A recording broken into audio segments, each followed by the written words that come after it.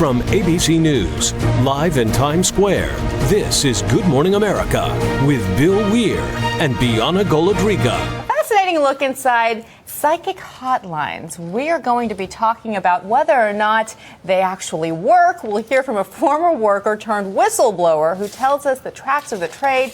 We'll meet one woman so hooked on psychic hotlines she won't even go shopping for shoes before she dials a 900 number for a paid consultation. Wow. My psychic told me that is going to be a great segment. So that's coming up on Good Morning America. Also, we'll tell you about psychic secrets. Ever wonder if those psychic hotlines are for real? We talked to a former operator who gives us a free reading.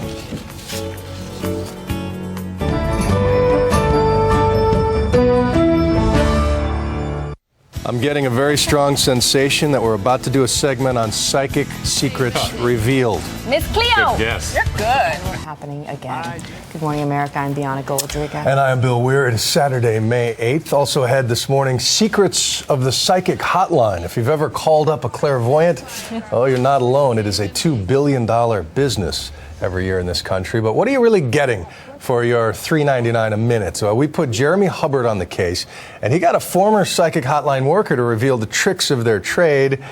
We predict an eye-opening report. $2 billion. Wow. And Bill, of course, will have the news you missed. That'll be coming up. That's right. But when the economy tanks, psychics say their business soars. It seems people seek their guidance when there are so many uncertainties in the world. But when you call up a psychic hotline, does the person on the line really have any more insight than anyone else? Jeremy Hubbard has been investigating this for us. So makes you wonder how well they're trained, right? Or is it just somebody school they go to, in their underwear on the other line, just sitting there? You never know. Right, exactly. Ever wonder what it'd be like to dial one of those 900 lines? At $3.99 a minute can easily cost as much as a doctor's visit. But who is that person on the other end of the line we're paying to talk to? We're calling them so you don't have to. One day, I actually realized that I was a psychic junkie. Susie Deschelle spends hundreds each month on mediums and metaphysics. The successful 51-year-old LA real estate agent moved, changed jobs, even divorced her husband after consulting her psychic. Okay, I know this is crazy, and I know it feels frivolous. However, she even gets help with those day-to-day decisions. See? She was right. Susie is hardly the only one relying on tarot cards and crystal balls. I gotta let you in on a little secret. The psychic industry is a $2 billion a year business, even after 2 decades of lawsuits, bad press, and bankruptcies. The past card is the High Priestess. Mark Edwards says he is blowing the whistle on psychic hotlines. The future card is the Hanged Man. The psychic business is built on lies. There is no supernatural power. You can't see the future. The psychics on our new network are literally the best in the business. He worked for 9 years as a telephone soothsayer. This is him in a psychic hotline infomercial.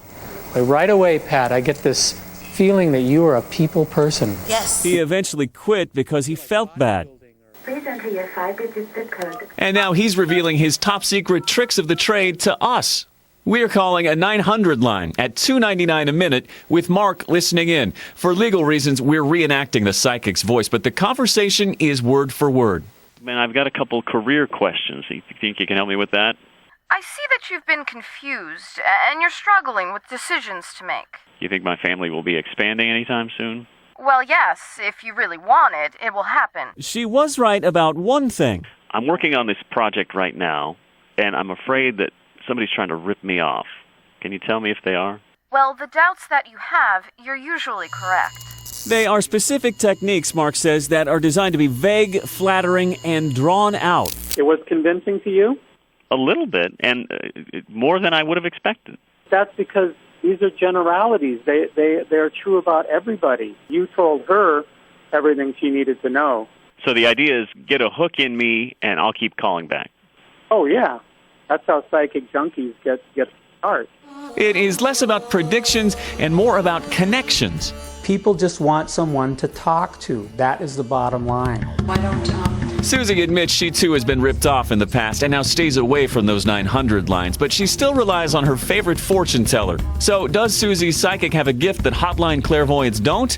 We asked her to give us our own reading to find out. This is really her. So let's call you a powerful, compassionate humanitarian who is a master. This means you're an old soul. Think like a CEO and think like a millionaire. So you think I could be a millionaire? Yes. Wow. And Definitely. and a CEO? Yes. Now, Mark's turn.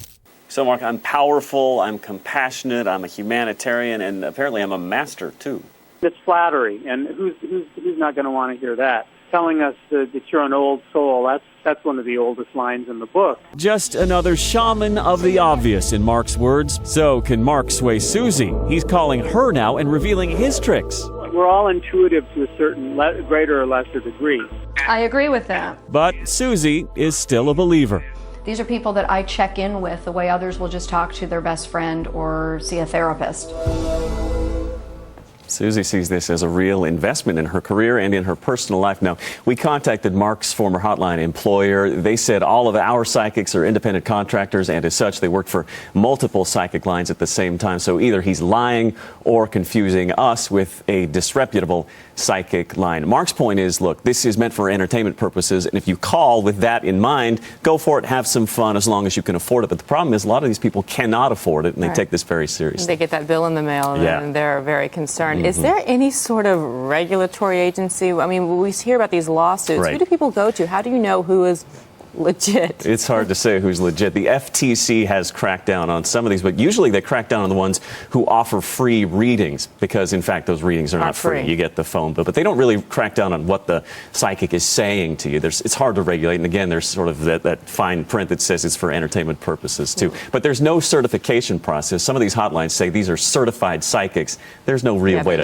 certify. There's no doctor psychic. Right. So this isn't Nostradamus here, but he really did make a point when he said people just want companionship and someone to talk to and soothe them. Right, they want somebody to talk to. And I joked about that psychic on the other line sitting at home in his underwear, but to an extent that is true. Mark said that he could be doing household chores, ironing, doing the dishes. It's all about the voice, right? All the while the giving exactly. So who knew you were an up-and-coming Warren Buffett? I know. I'm going to be CEO millionaire and a millionaire. CEO. You knew me when. Give me some stock tips now. Exactly.